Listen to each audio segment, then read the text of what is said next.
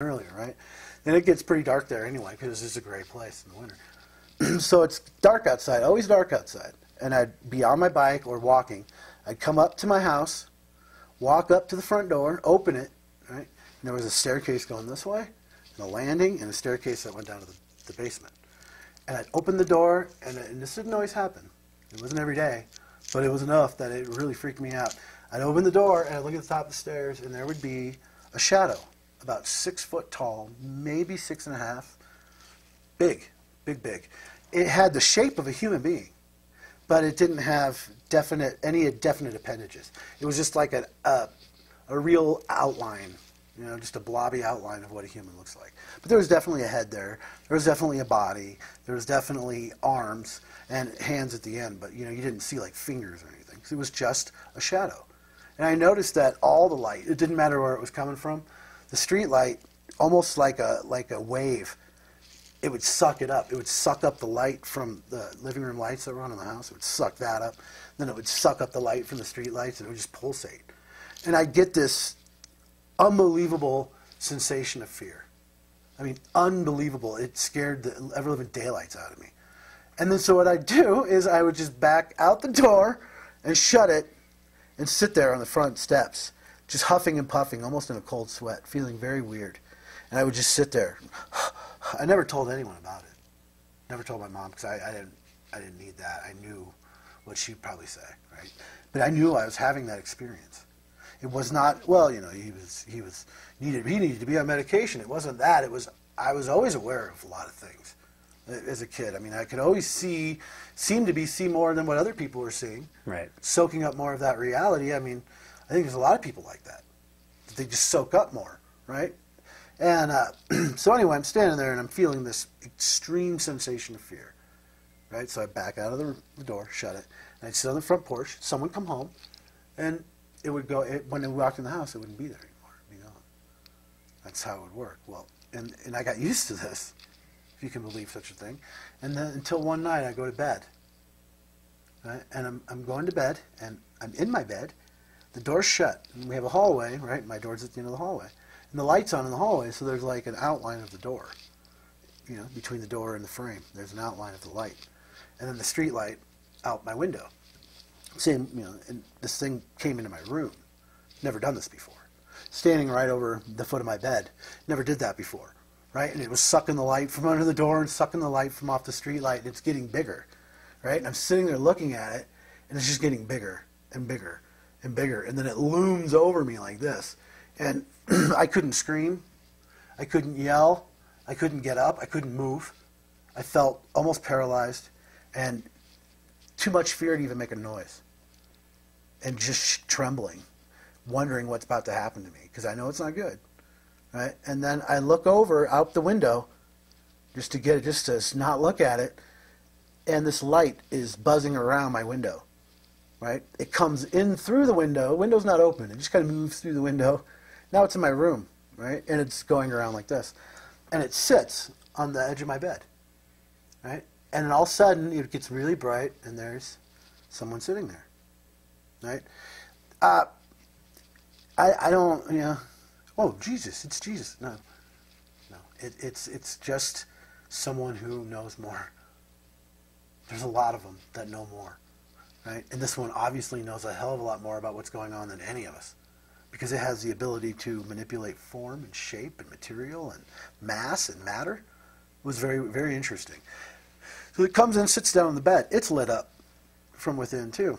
And it's a guy in this white gear, just like a white, simple, but really, really nice looking, like a cloak kind of a thing, right? Didn't have the hood on, but there was a hood on it. And long hair and a beard. Right? Pretty much why I looked the way I do. I was just, you know, I was so dumbfounded by it. And there's this guy sitting on the edge of my bed, right? Puts his hand on my forehead, says, "It'll be okay.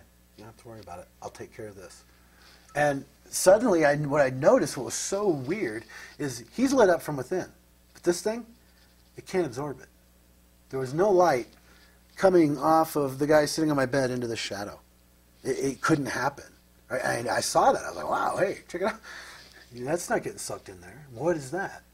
Right? And it stood up, just basically put its hands out, and it looked like it was having a conversation telepathically with it.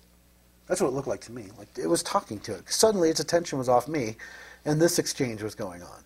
I never really noticed any violence or any kind of, weird vibe of a clash. Just a conversation, right? And then suddenly you watch this light come out, and this thing just shrink and shrink and shrink and shrink until it was gone. I never saw it again. Never saw that again. I've seen other things, but they don't affect me because they weren't after me. You understand what I'm saying? It's really weird. But there's. So I had the good, but then I had that. And I never really reconciled that in my youth. Not really. I mean, when that happens to a kid, well, who are you going to tell? Right. For one, because you know how it is out there. You're nuts. You need help. You need a psychiatrist. You need drugs. You need... It's like, no, I don't. I need someone who knows the truth to give me a hand here. But there was no one around. Your parents obviously didn't know the truth, so... Well, I mean, it wasn't their... It wasn't their... wasn't their passion. Right. And it's always been mine. Ever since my uncle in the living room, it's been mine. So that's what I've been doing. And interesting, scary. Right. Because even the good is scary. Because what do you do with that? I mean, okay, this happened. What do you do with that? You can't really tell anybody. Because if you do, you're nuts. Well, who cares? I don't care. That's why I just talk about it freely. Because I don't care who thinks I'm nuts. It doesn't matter to me. But as a kid, you're trying to... Absolutely. Absolutely. You got to impress people. Right. There's girls around. Yep. And there's boys that you got to be friends with. Right? Because you got to have your posse. Your little, your gang. So of course you're gonna alternate what's true to fit in. And hopefully one day you realize that fitting in is not all it's cracked up to be, and you work back towards knowing who you are, not knowing who you are in this group, but knowing who you are as an individual, without having to think about it or say words to reinforce it to yourself. Feel that from or edit it or filter it or whatever. Yeah. To have a little sensor on your shoulder, telling you what you can and cannot hear. Okay. You met Carlos Castaneda when you were 25. 25. But I just want to talk a little bit about the time, like say, after you graduated from high school, up until the time you met Carlos. What kind of things were you into? What were you involved in? What were you doing? I was experimenting a lot with mushrooms. A little bit of LSD. That's what I did after high school. High school is, pretty much high school. Right. I did it. No real... Everybody does it. Yeah. There was no real event that sticks out from any of those years at all. Other than it was all about girls and beer and parties. That's what it was about, period. And that's kind of how... So the normal, 18 to 20-something kind of deal. Sure.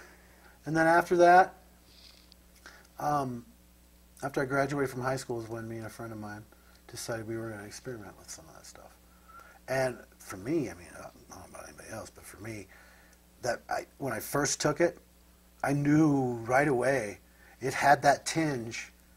That's the dangerous part, really. It had that tinge of what I felt as a kid. I was like, whoa, this is familiar. And I could even remember when I was feeling it, right? And it was this wave, and of course, there was the possibility, and it actually happened to me for probably a few months. It was that did it. There's the pit. There it is. There's the problem with anybody doing any substance. They start to think it's the substance doing it. They don't realize the substance opens something up, right? And it opens something up in you, a memory or something, or some truth about yourself that you couldn't see before. That happens to people. And, I think the problem is once that's opened up to you, right? And you see that, and you did it, and it came because of this thing, you think that it's the thing that did it, right? So you keep going back to it to try to hit that spot.